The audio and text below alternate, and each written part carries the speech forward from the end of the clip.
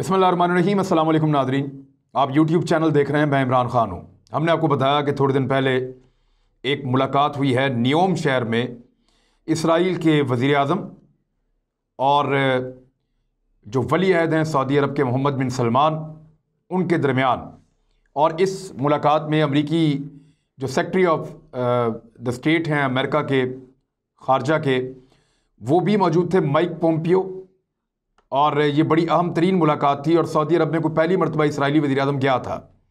उसके अलावा एक वीडियो में हमने आपको रिपोर्ट किया था कि अमेरिका और इसराइल ट्रंप की हुकूमत के ख़ात्मे से पहले पहले ईरान के ऊपर अटैक कर सकते हैं।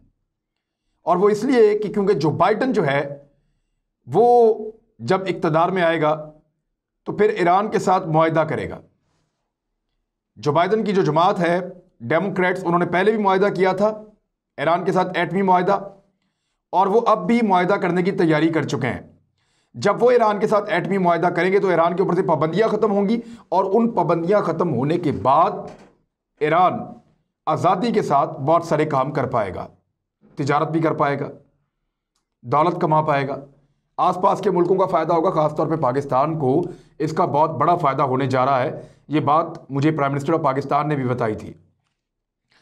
अब मामला ये है कि जिस अटैक का मैं जिक्र कर रहा था उसका आगाज़ हो गया है और आप इसको ऐलान जंग समझें इसराइल की जानिब से ईरान के ऊपर, क्योंकि एक बड़ा अहम शख्स ईरान में कत्ल हुआ है।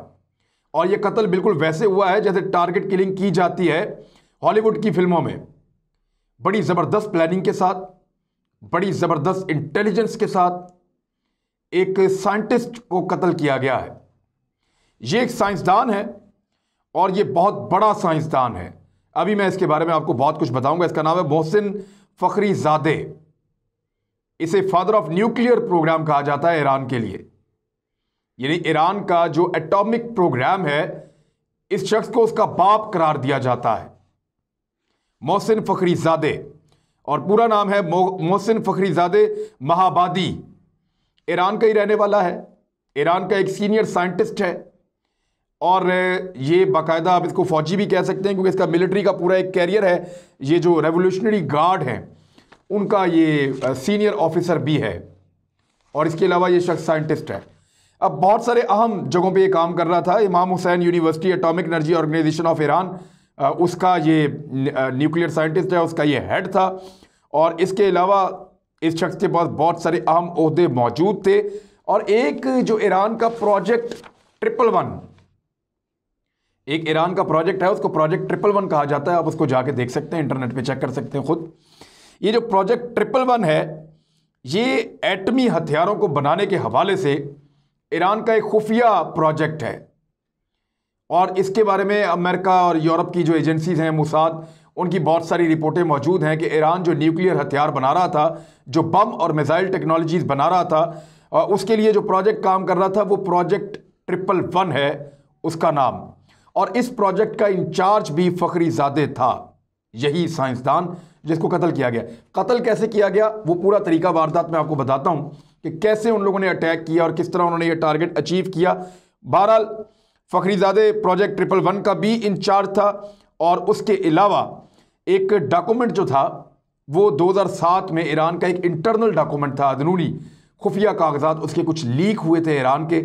और वो जो कागजात 2007 में ईरान के लीक हुए थे वो कागजात द संडे टाइम्स ने छाप दिए थे।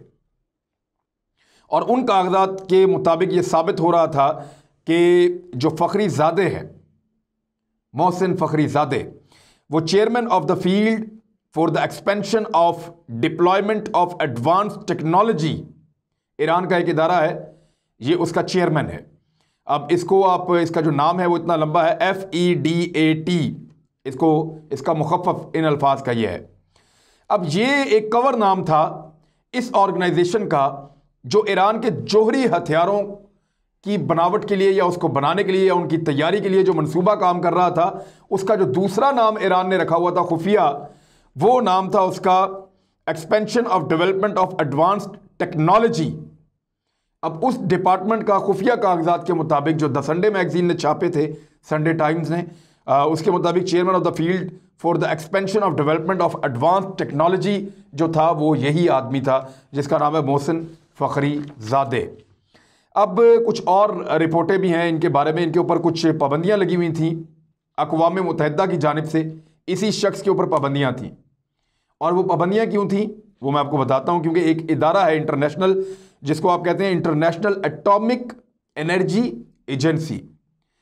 ये एक इदारा है IAEA, international atomic energy agency.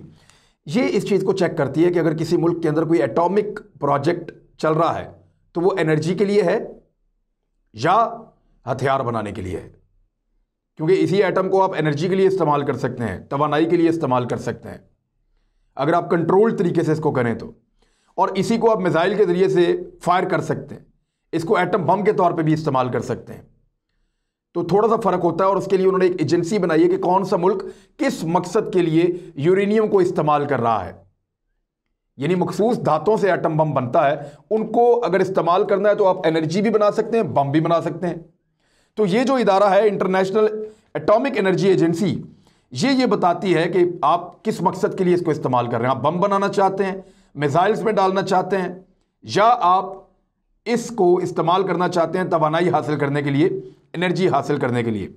तो ये जो इदारा है इसने ईरान से कहा था कि हम इस आदमी का इंटरव्यू लेना चाहते हैं और इसको इन्वेस्टिगेट करना चाहते हैं और कुछ सवाल जवाब पूछना चाहते हैं।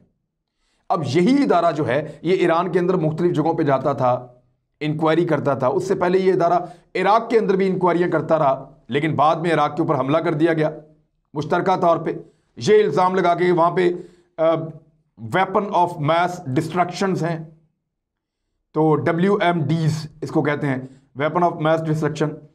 इस किस्म के हथियार वहाँ पे मौजूद हैं, लेकिन बाद में वहाँ से वो हथियार कभी भी नहीं मिले, लिहाजा ये इल्ज़ाम झूठा था। अब यही एजेंसी जाती है ईरान में जाके तहकीकात करती है, और वो ये कहते हैं कि हमें मोहसिन फ़खरीज़ादे का इंटरव्यू करना है। तो ईरान ने साफ इनकार कर दिया। ईरान ने कहा जी हम इनका इंटरव्यू नहीं आपको दिलवा सकते। अब इनकी उम्र जो है वो 61-62 साल थी, और इनके बारे में ये कहा जाता है कि इन्होंने आयतुल्लाह से ये वादा कर रखा था, जो उनके सुप्रीम लीडर हैं उनसे ये वादा कर रखा था कि मैं आपको वो बम दूंगा जिसकी आपको ज़रूरत है। और ना सिर्फ ये एक एटॉमिक साइंटिस्ट थे, बल्कि इसके साथ साथ इनकी कुछ और काबिलियत भी थी। ये जो बैलिस्टिक मिसाइल्स का पूरा एक सिस्टम होता है, पूरा एक निज़ाम होता है, उसको बड़ा अच्छा जानते थे। और जो ईरान का मिसाइल सिस्टम है, जो मिसाइल का उनका प्रोग्राम चल रहा है, ये उसको भी लीड करते थे। तो इसलिए ईरान के लिए ये इंतहाई काबिल और शानदार आदमी था। और अमेरिकन अखबार न्यूयॉर्क टाइम के मुताबिक, न्यूयॉर्क टाइम्स के अंदर ये लिखा है कि मुसाद का टारगेट नंबर 1, यानी इसराइल की जो खुफिया इंटेलिजेंस एजेंसी है मुसाद का टारगेट नंबर 1 ये शख्स था।